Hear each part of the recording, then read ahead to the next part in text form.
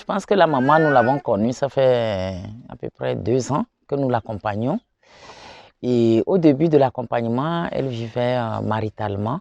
Et malheureusement, le mari est mort pendant qu'elle avait la grossesse de cette petite-là. Et nous avons continué l'accompagnement et nous avons été surpris que la famille la rejette, en l'accusant même que c'est elle qui avait tué le mari. Elle s'est retrouvée du jour au lendemain avec ses 4 enfants.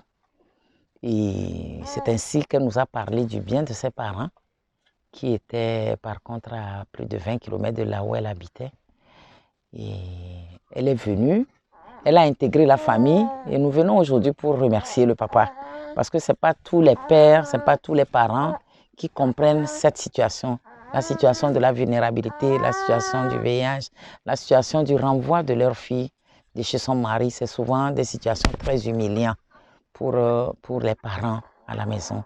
Mais nous avons été surpris, malgré la pauvreté du père, de la mère, d'accueillir leurs filles et leurs petits-enfants en leur sein pour continuer par l'aider à éduquer ses enfants et continuer par se dire, malgré tout, tu es notre fille.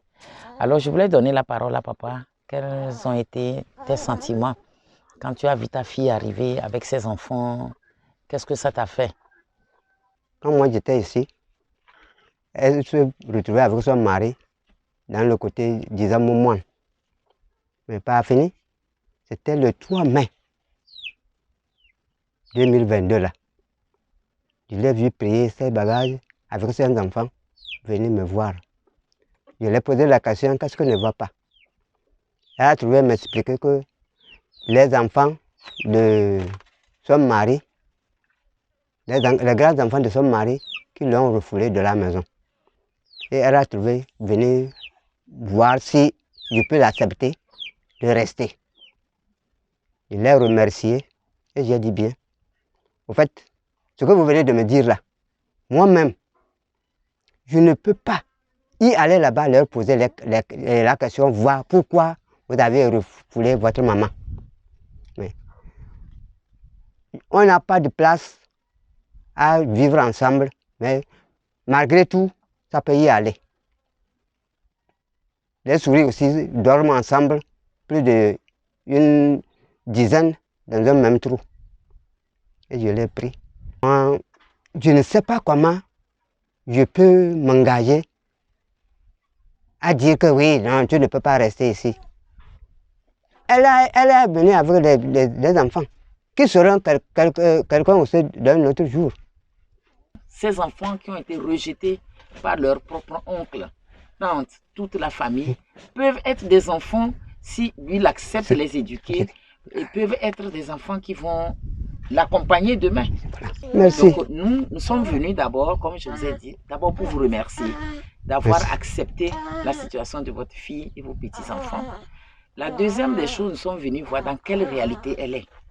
Oui. Donc on s'est rendu compte qu'elle n'a même pas de chambre, qu'elle doit partager la chambre avec vous, la maman et tout ça, et c'est pas évident. Je pense qu'en arrivant là, la première situation qu'on a découverte, c'était l'accueil.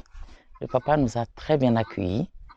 Et la deuxième situation, c'est vraiment la précarité dans laquelle la famille vit. Et c'est très touchant, comme le papa a dit, je n'ai pas grand-chose. Mais ce qui m'a animé, ça a été vraiment cet amour-là de ma fille, de ne pas la rejeter avec ses enfants, la reprendre avec ses enfants pour pouvoir les éduquer et leur donner un avenir. Et je pense que pour notre travail, le travail à l'association, c'est en fait ça. C'est continuer par sensibiliser les familles pour qu'il n'y ait pas de stigmatisation, puisque ce papa et sa maman connaissent sa sérologie. Et ne pas pouvoir la stigmatiser, connaissant la réalité. Comme le papa dit, je sais la réalité, elle a déjà perdu un premier mari, un deuxième mari. On la chasse avec 4 enfants, elle arrive ici, on ne peut pas l'abandonner. Et aujourd'hui, je crois que la stratégie de l'association, c'est d'abord de remercier le papa pour ce geste-là, parce que dans la coutume et Moba, c'est pas souvent accepté, bien vu, qu'un parent accueille sa fille qui revient et après un échec de mariage. Et lui veut montrer le contraire en disant, si ça ne marche pas, il faut accueillir, il faut accompagner, il faut continuer par l'aimer comme si rien n'était.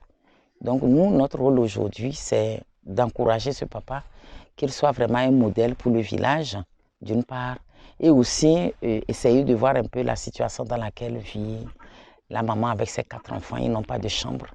Ils vivent ensemble avec les grands-parents dans une même chambre. Essayer de voir si on peut faire une case pour elle. Essayer de trouver aussi une petite activité génératrice de revenus pour elle. Et puis améliorer un peu la condition de la maison. Je pense qu'ils n'ont même pas de WC et tout ça. Et je pense que l'exemple de cette famille couvre beaucoup de familles qui sont dans cette situation. Et je pense qu'avec peut-être 300 €, 400 €, on pourra essayer de régler la situation de cette famille qui rejoint plusieurs situations de nos familles que nous accompagnons.